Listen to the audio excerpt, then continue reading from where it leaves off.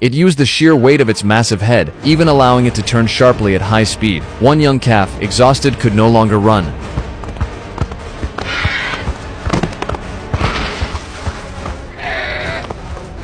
The time had come for the terror bird's final strike.